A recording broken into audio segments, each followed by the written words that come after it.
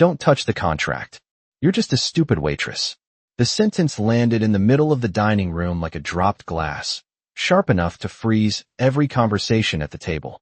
Crystal chandeliers glowed above the polished marble floor of Aurelius Lounge, one of Manhattan's most exclusive restaurants, where a single dinner could cost more than most people's monthly rent. Around the long private table sat venture capitalists, lawyers, and executives worth billions of dollars, their tailored suits and quiet confidence filling the room with the heavy scent of power. At the center of it all was Alexander Drake, the billionaire CEO who rarely lost a negotiation and almost never apologized. Tonight was supposed to be another victory. A $3.5 billion acquisition deal lay open in front of him, its pages spread neatly beside a half-finished glass of Cabernet that cost more than a week of groceries for most Americans. Across the table, investors leaned forward, ready to sign, their pens waiting like runners at the starting line. But the moment had been interrupted by something small, something Drake considered insignificant. Naomi Carter, 27 years old, a black waitress working the late shift. She had approached the table quietly, balancing a tray of champagne flutes with the steady hands that came from years of long shifts and careful attention. Most guests never looked twice at the servers who moved silently through rooms like this. To them, waitresses were background noise, like the soft jazz floating from the piano near the bar or the muted hum of the city outside the floor-to-ceiling windows. Naomi knew the routine well. Smile politely. Refill glasses. Step away before anyone noticed you. But tonight, as she leaned forward to place a fresh glass near Drake's elbow, her eyes caught something unusual on the contract page beneath the golden restaurant lights. A number. Just one number. The contract. You're just a stupid waitress. A few investors chuckled politely, the kind of laughter that comes more from loyalty to power than genuine humor. Naomi didn't move. The tray in her hands remained perfectly balanced. Her expression stayed calm, almost thoughtful, while the words settled into the silence of the room. Because in that moment, Naomi Carter had already seen something no one else at that billion-dollar table had noticed. And what she was about to say next would stop the entire deal cold. Naomi Carter did not argue, and she did not raise her voice. She simply stood there beside the table, the tray of champagne still balanced carefully in her hands, while the quiet laughter faded into an uneasy silence. The investors returned their attention to the contract, assuming the moment had passed. To them she was invisible again, just another waitress in a black uniform moving between powerful people and expensive decisions. But Naomi had not imagined what she saw.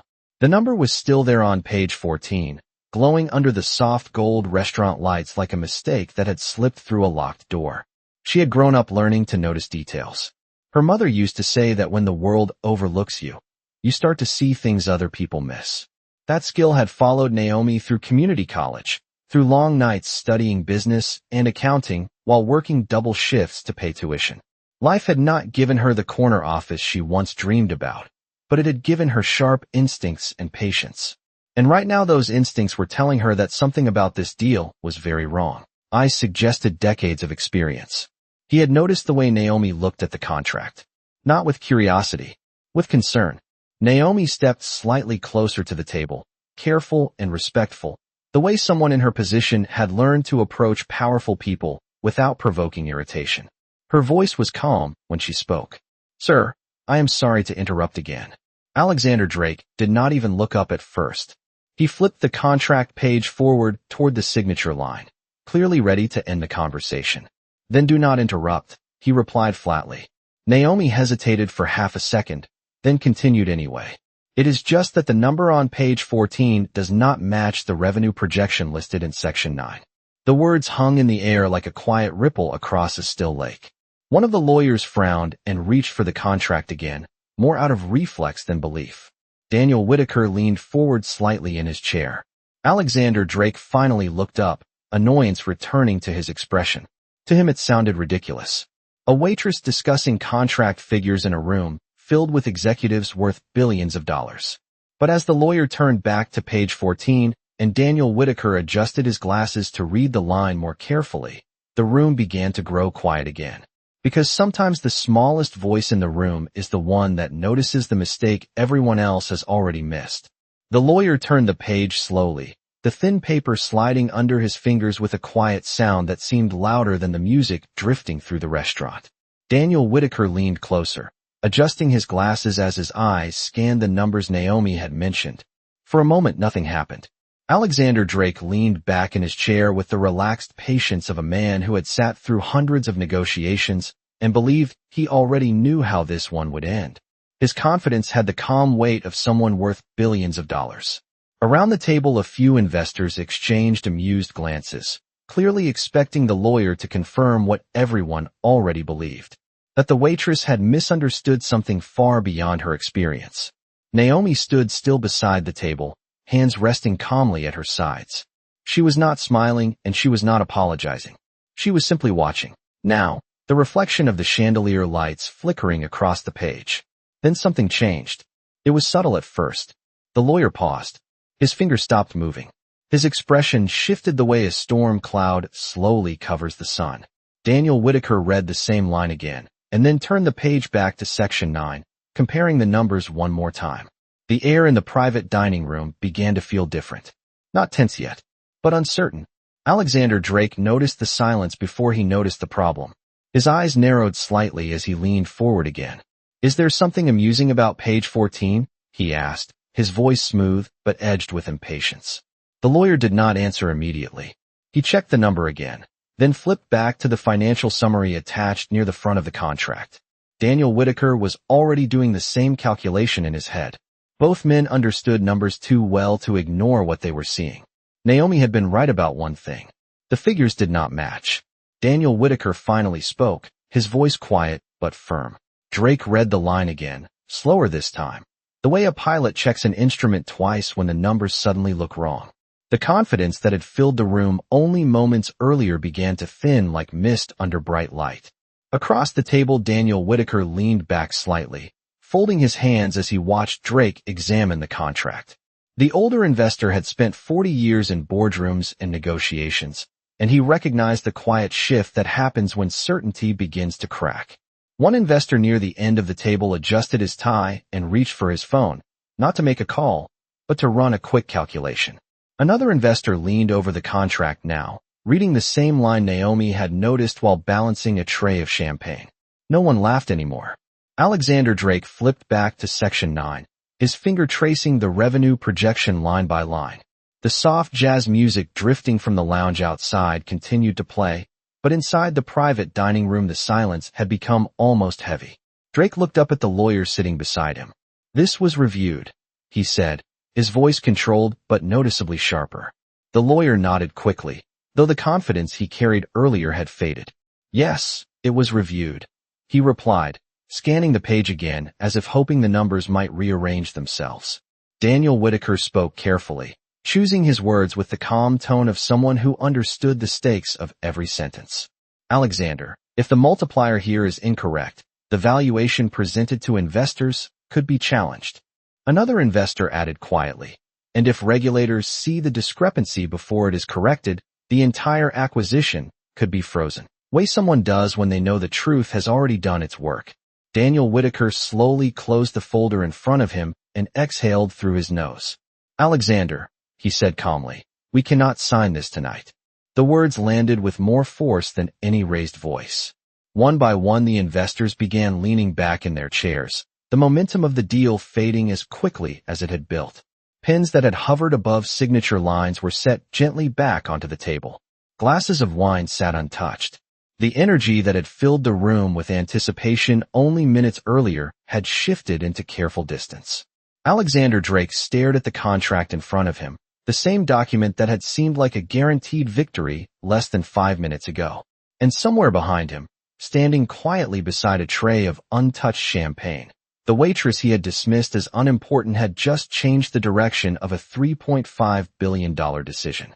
No one reached for the pens again. The contract remained open in the center of the table, its pages suddenly looking heavier than before, as if the numbers printed across them had gained weight in the last few minutes.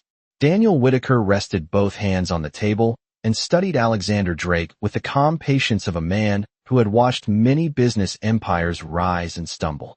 Around them the other investors had grown quiet, each of them doing the same mental calculation. $3.5 billion was not just a number.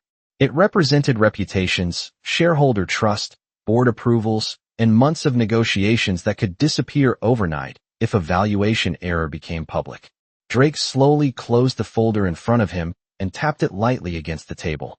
The gesture looked controlled, but the tension in his jaw was impossible to miss. "This is a clerical mistake," he said firmly, glancing toward his legal team. "We correct it and proceed." The lawyer shifted slightly in his chair, clearly uncomfortable with how simple that solution sounded. "It might not be that simple," he admitted carefully. "If the valuation summary was distributed with this figure, the documentation trail already exists." One of the younger investors leaned forward. "Meaning if anyone outside this room has already seen the documents, we would need to disclose the discrepancy." Another investor added quietly, "And disclosure delays everything." The word delay traveled around the table like a slow echo. In the world of billion-dollar acquisitions, delay often meant doubt, and doubt could destroy momentum faster than any negotiation strategy they had ignored before. Naomi had already returned to collecting empty glasses from a nearby table, moving quietly, almost invisibly, the same way she had moved through hundreds of shifts before tonight. For her, the rhythm of the restaurant had never changed. The soft jazz still floated through the air. The city lights still shimmered through the tall windows overlooking Manhattan. Caught off guard. "Business analytics," he repeated slowly, as if testing the words. Naomi nodded once. "I did not finish my degree." Tuition became difficult. No one spoke for several seconds. In a room filled with people whose education often came from Ivy League universities and elite graduate programs, the idea that a waitress with unfinished community college studies had spotted a structural problem in a multi-billion-dollar deal felt almost impossible.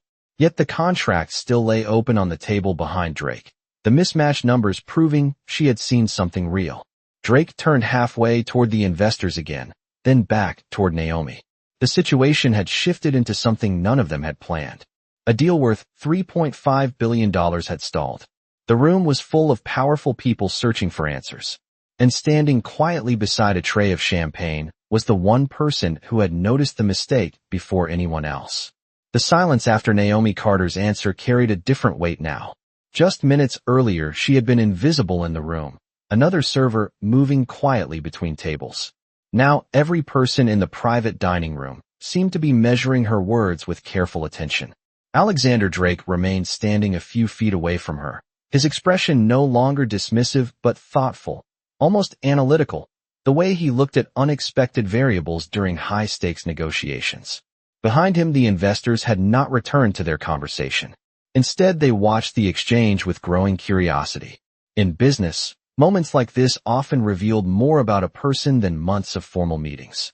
Daniel Whitaker tapped the edge of the contract with one finger while studying Naomi carefully. "You noticed the multiplier problem in less than a minute," he said. "Most analysts would need time with a spreadsheet to catch that." Naomi held the tray lightly against the counter and shrugged in a modest way that suggested she did not consider the observation extraordinary. "It was not complicated," she replied calmly. "The growth projection suggests a different valuation curve. When the number did not align, it stood out." One of the younger investors leaned forward in his chair, clearly intrigued now. "You said you studied business analytics," he added. "How far did you get in the program?" Naomi answered honestly. 2 years. The investor blinked in surprise. 2 years, and you spotted a structural valuation error in a deal worth $3.5 billion. Naomi gave a small, polite smile. Numbers behave the same way whether they appear in a classroom or on a contract. A few quiet laughs moved around the table, but this time the laughter carried respect rather than amusement. Alexander Drake turned slightly toward the table again, processing what had just happened. For years he had trusted teams of analysts, consultants, and lawyers to prepare documents like the one lying open in front of them. Yet the mistake none of them caught had been noticed by a waitress during a dinner shift. Drake walked back toward the table slowly and looked down at the contract again. The numbers had not changed. The inconsistency Naomi had pointed out was still there, plain and undeniable. Daniel Whitaker closed the folder gently and leaned back in his chair. "Alexander," he said in a calm voice, "this is why fresh eyes matter." The room remained quiet as Drake considered the situation. Deals worth billions rarely collapsed because of a single mistake, but they often paused long enough for doubt to grow. Investors needed confidence, not surprises. Drake turned his head again toward the service station where Naomi stood waiting to return to her work. His voice carried a different tone now, something closer to respect than authority. If you had the full financial model in front of you, he asked, would you know where the calculation broke down? Naomi did not answer immediately. She looked toward the contract across the room, then back at Drake, her expression thoughtful rather than hesitant. Around the table the investors leaned forward slightly, sensing that the most unexpected voice in the room might still have more to say about the deal everyone else had nearly signed. Naomi Carter did not answer Alexander Drake right away. She looked toward the long table where the contract still rested under the chandelier light, then back at the tray of glasses beside her. For a moment it seemed as if she might simply return to her work and let the conversation fade away. After all, she was still the waitress on shift, and the room was still filled with people who owned companies, investment firms, and entire office towers across the skyline outside. Yet the silence stretching across the dining room suggested something had already changed. Daniel Whitaker leaned forward slightly, curiosity clear in his calm expression. Several investors watched Naomi the same way analysts watch a market chart just before it moves. Alexander Drake remained standing beside the table, waiting. Naomi finally spoke in the same quiet tone she had used all evening. The multiplier probably pulled from the wrong growth model, she said. If the projection assumed aggressive expansion instead of the conservative forecast listed earlier, the numbers would inflate the valuation. One of the lawyers immediately reached for a tablet and began opening the financial appendix attached to the deal. Another investor slid the contract closer, flipping to the section Naomi had mentioned. The room that had been frozen minutes earlier now buzzed with careful focus. Daniel Whitaker looked up from the document again. If that is the case, he said thoughtfully, the calculation chain would shift the entire valuation curve. Naomi nodded once. Yes, the revenue forecast in Section 9 shows steady growth, not aggressive expansion. But the multiplier appears to assume a higher acceleration rate. The lawyer stared at the tablet screen for several seconds before slowly lowering it. His voice carried a quiet disbelief. She is correct. The words moved across the table like a ripple. One investor exhaled softly. Another leaned back in his chair, shaking his head with a faint smile that mixed surprise with admiration. Alexander Drake studied Naomi again, the earlier arrogance completely gone now. The mistake had not just delayed the deal. It had exposed a weakness in the process he trusted. Drake walked back toward the table and looked down at the numbers one more time, then turned to the lawyer beside him. If we adjust the model now, what happens? The lawyer answered carefully.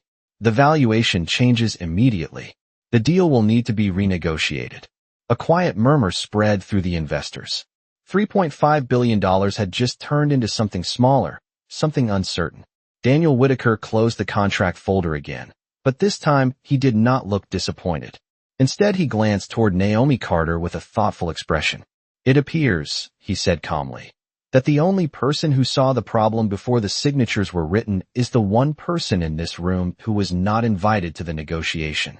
The words settled into the air while the skyline lights shimmered beyond the windows. Naomi remained beside the service station, still holding the tray she had been carrying since the beginning of the night. She had not asked for attention and she had not asked for credit.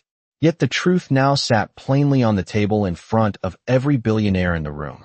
And Alexander Drake, a man who had built his reputation on spotting opportunity faster than anyone else, was beginning to realize that the most valuable insight in the entire negotiation had come from the one voice he had dismissed only minutes earlier.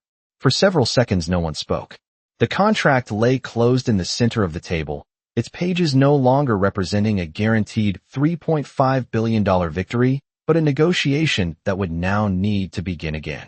The investors slowly leaned back in their chairs, absorbing the reality of what had just happened.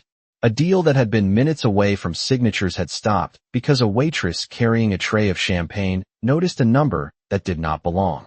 Outside the tall windows of the Aurelius Lounge, the lights of Manhattan shimmered across the night sky, the same city where fortunes were made and lost every single day. Yet inside this quiet dining room something more unusual had just occurred. Alexander Drake stood still for a moment, his eyes resting on the closed contract before he slowly turned back toward Naomi Carter. The confidence he usually carried into negotiations had been replaced by something more thoughtful. Respect, though he had not yet said the word out loud. Drake walked toward the service station again, stopping a few feet from where Naomi stood preparing to return the tray of glasses to the kitchen. "You understand," he said calmly, "that if you had not spoken up tonight, this contract might have been signed exactly as it was." Naomi looked at him with the same quiet composure she had shown since the beginning of the evening. "I thought someone else would notice," she replied honestly. Daniel Whitaker gave a soft laugh from the table behind them. "Apparently not," he said. Drake nodded slowly as he considered that. For years he had built his reputation on surrounding himself with the best advisors money could hire. Analysts, consultants, attorneys, each one trained at the most prestigious universities in the country. Yet none of them had paused long enough to question the number that Naomi had seen in seconds. Drake glanced toward the investors, then back at Naomi. "You said, tuition forced you to leave school," he said. Naomi nodded once. "Yes." Drake folded his hands loosely in front of him, as if making a calculation far different from the one written inside the contract. "If someone offered you the chance to finish that degree," he asked, "would you take it?" Naomi seemed slightly surprised by the question, but answered without hesitation. "Of course." Daniel Whitaker leaned forward again, clearly interested in where the conversation was heading. Drake looked toward him briefly, and then back at Naomi. "Tomorrow morning," he said, "my office will arrange a full scholarship for you to complete your studies in business analytics. Tuition, books, everything." The room grew quiet again, but this time the silence felt warmer, almost reflective. Naomi blinked once, clearly processing what she had just heard. "That is very generous," she said carefully. Drake shook his head lightly. "No," he replied. "It is practical." A faint smile appeared at the corner of Daniel Whitaker's mouth. Drake continued speaking, his voice steady. "Because anyone who can spot a structural flaw in a $3.5 billion deal while serving dinner deserves a better place to use that skill." Naomi Carter stood quietly for a moment, the city lights reflecting softly in the windows behind the table of billionaires. Just hours earlier she had arrived for another routine shift at the restaurant, expecting nothing more than a long evening of carrying trays and refilling glasses. Instead, she had stopped one of the largest deals of the night with a single observation. And in doing so, she had changed more than the future of that contract. She had changed the way an entire room of powerful people looked at the waitress they had nearly ignored.